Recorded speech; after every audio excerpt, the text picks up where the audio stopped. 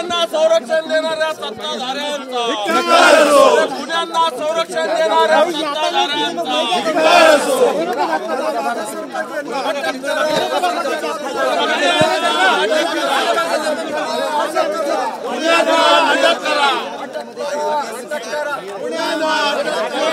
अटक करा, अटक करा, बीड मधील आरोपींना अटक करा या मागणीसाठी विरोधकांची घोषणाबाजी या ठिकाणी आपण बघू शकतो। विधानसभेच्या पायऱ्यांवर काल ईव्हीएमच्या मुद्द्यावर विरोधक आक्रमक होते आणि आज हा मुद्दा घेऊन या ठिकाणी विरोधक जे आहेत ते आक्रमक आहेत। आपण हे दृश्य या ठिकाणी बघू शकतो। अभिजित वंजारी, नाही मी सांगितलं की ज्या पद्धतीच्या घटना आपल्या राज्यामध्ये होत आहे, खुलेआम राजकीय वैमनस्यातून खून होत आहे आणि याच्यामुळे आपण हे दृश्य या ठिकाणी बघू शकतो।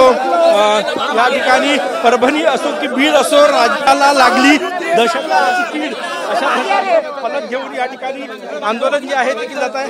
जितेंद्र आव्हाड सर आपल्या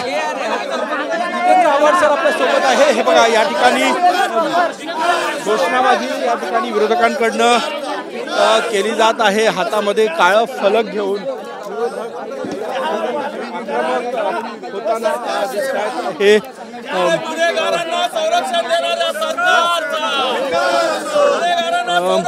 विधान परिषदेचे विरोधी पक्ष नेते या ठिकाणी आहेत।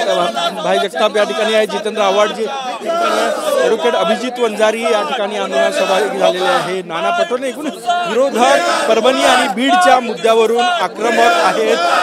विधानसभेच्या पायऱ्यावर आज दुसरा दिवस अधिवेशनाचा आणि विरोधक एकूणच बीड मधील सरपंचाची हत्या आणि परभणीमधील जे प्रकरण आहे त्यावरून विरोधक जे आहेत ते या ठिकाणी आक्रमक आहे। जितेंद्र आव्हाड सर आपल्या सोबत आहे। सर काय सांगणार, बीडचा मुद्दा घेऊन विरोधक?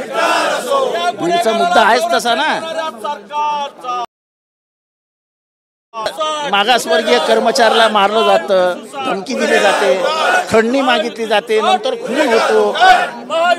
या दलित कर्मचाऱ्याला मारल्यानंतर वाचवायला गेलेला संतोष देशमुखची निर्गुण हत्या होते आणि याच्यामध्ये आजही वाल्मिक कराडला संरक्षण मिळतंय। याचा मुख्य सूत्रधारच वाल्मिक कराड आहे या सगळ्याचा। दहशतवादाची कीड लागली असं फलक दिलेला बरोबर आहे। परभणी